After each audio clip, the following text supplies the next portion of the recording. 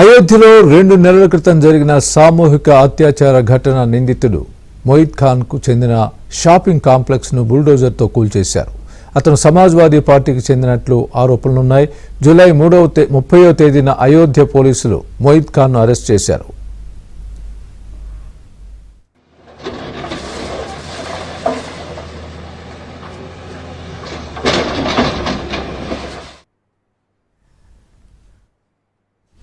జిల్లాలోని పురకలందార్ police station పరిధిలోని బదర్సా నగర్లో ఓ బేకరీ అతనికి ఉండేది.